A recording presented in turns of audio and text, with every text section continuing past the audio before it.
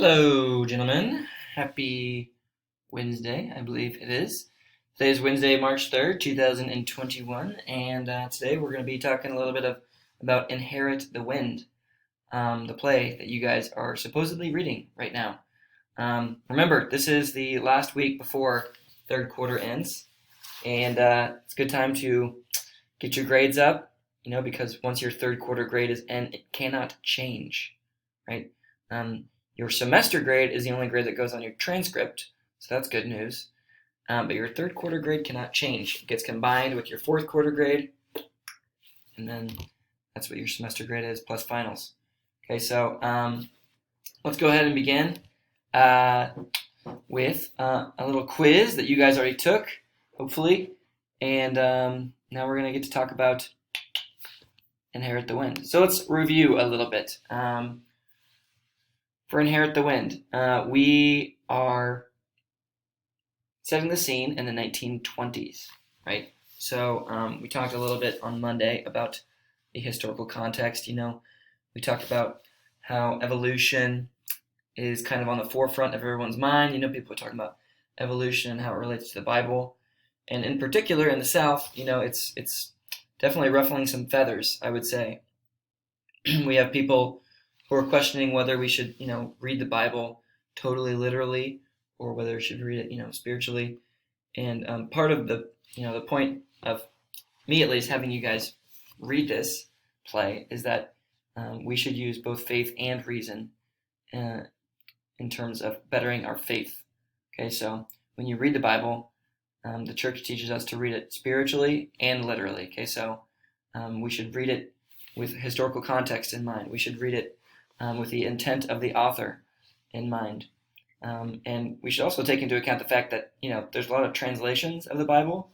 If something says 7 days, for example, well, the way that they measured days when the writers of the Bible wrote the Bible was much different than how we measure days right now. Okay, so we should take all these things into account. And so part of the challenge of this play is that we should think critically, right?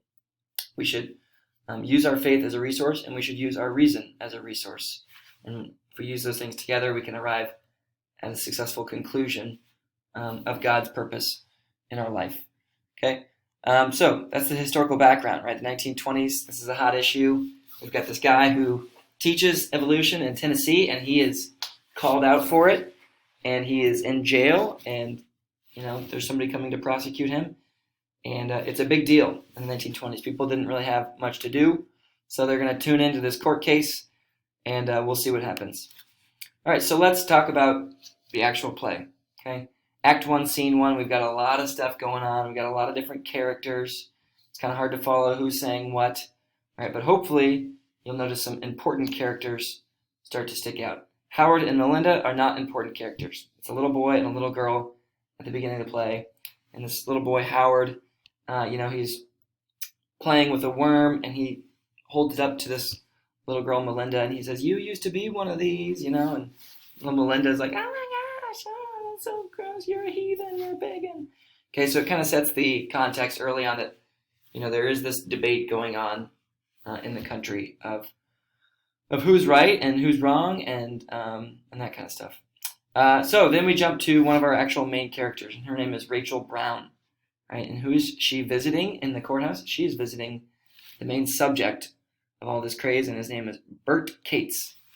All right, this is the substitute teacher who taught evolution.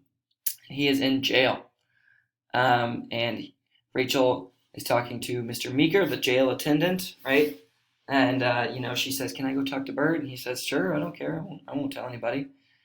And so Rachel gets to talk to Bert. Now, what is Rachel and Bert's relationship? They're lovers, okay? They definitely have got a thing going on for each other. But Rachel is definitely in a kind of a tight spot, right? Because who is her father? Reverend Brown, okay? Reverend Brown, who is the kind of main religious authority of Hillsborough, Tennessee. And Reverend Brown is not a fan of Bert Cates, okay? Reverend Brown is a fundamentalist. He believes that the Bible should be read only literally, and that it's word for word, truth for truth. Okay, That 7 days means 7 24-hour days. Okay, so this is going to be a point of tension for Rachel, right? Should she listen to her father? Should she listen to the guy that she loves? So they're kind of talking, and at one point Rachel says, why did you do it? Why did you teach evolution? And this is all the way back on page 7. So let's scroll together there to page 7, see what we can find. There we go. There's page 8. Just need to go up a little bit more. Technology, so cool.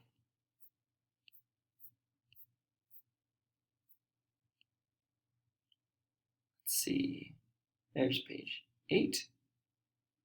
Here's page 7. Here's Kate's right here. It says, "You know why I did it. I had the book in my hand, Hunter's Civic Biology. I opened it up and read my sophomore science class, Chapter 17, Darwin's Origin of Species.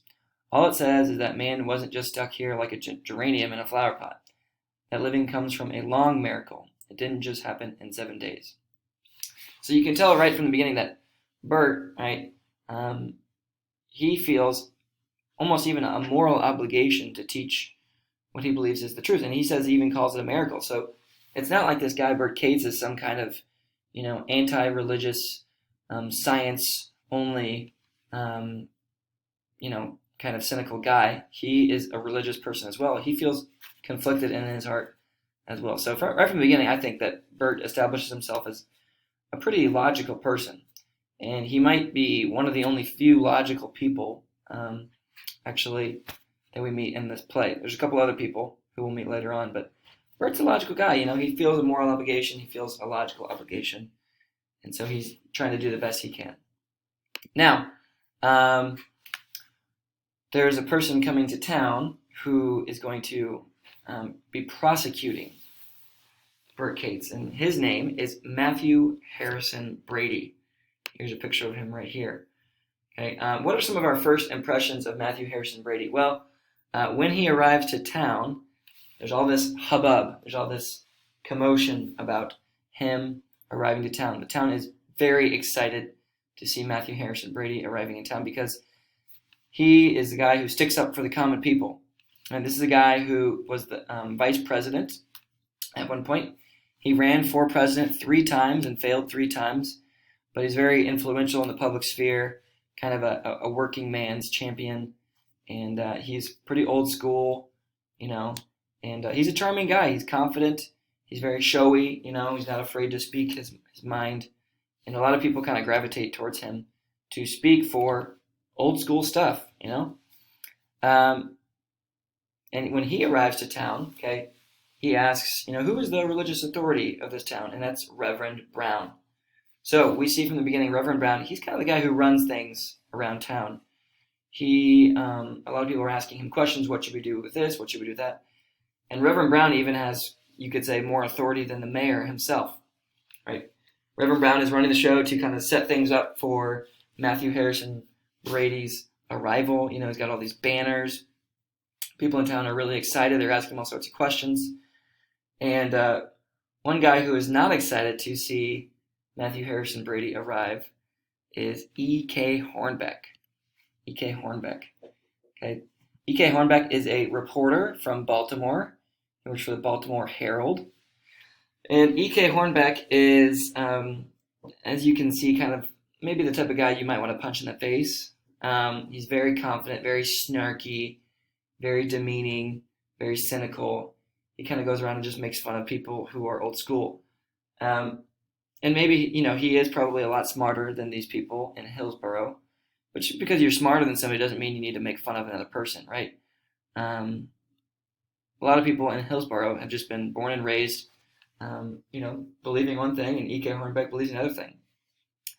At the end of the day, I think that, these people in Hillsborough might have a lot more wisdom than E.K. Hornbeck, but E.K. Hornbeck is definitely smarter than these people in Hillsborough, and he likes to kind of show off that intellect a little bit. So he's the kind of guy that might run his mouth a little bit too much and probably, like I said, might get punched in the face. And he's going around, he's making fun of people, and Matthew Harrison Brady arrives, And we have a conversation between Matthew Harrison Brady and E.K. Hornbeck later on, right? But first, we have the arrival of Brady. He gives this booming speech. He says that, religion is going to have its day, and that, it's going to be great to have this kind of debate in the public spheres for people to watch. And we notice a couple things about Brady immediately, and that is that he really likes to eat. Okay, he's a big guy. And who is worried about him? His wife, right, Mrs. Brady. And his wife is kind of always saying, like, you should probably calm down a little bit. You probably shouldn't eat so much. And Brady, in response to this, always says, "Oh, quiet, mother," because he believes that his wife is kind of babying him a little bit, right? And so he, when he arrives, Matthew Harrison Brady, he gives his speech, and then they start a little banquet, and he starts eating and talking to the crowd's people, and he meets Rachel Brown. Okay, Rachel Brown is there, and he discovers pretty quickly that Rachel Brown knows Bert Cates quite well, and so he kind of picks her brain a little bit, and they go off to the side, and E.K. Hornbeck announces to everybody while Matthew Harrison Brady and Rachel are off to the side that who is coming to be the defendant of Bert Cates, this guy named Henry Drummond, right? Henry Drummond is a lawyer from Chicago who is known around the country for being a defendant to people who kind of have no hope.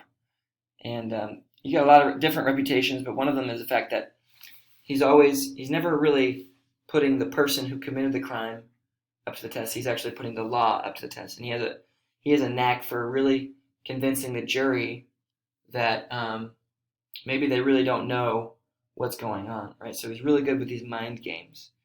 And the people in town, what's their reaction to Henry Drummond? They are very scared to hear him coming. It's almost like they think the devil himself is coming to town. And Reverend Brown is very anti-Henry Drummond. He, he's very, like I said, very traditional, very fire and brimstone, and we're going to see that character kind of come out even more as the play progresses, right? So we have this arrival in scene 1 of a lot of different characters. We've got the arrival of Matthew Harrison Brady, we've got E.K. Hornbeck, we've got Reverend Brown, and they're all bringing something different to the table, different perspectives for sure.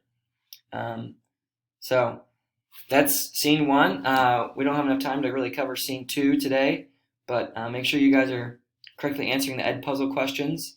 It'll be worth 3 points, and I hope to see you guys again on Friday in person. All right, we'll see you guys. Bye-bye.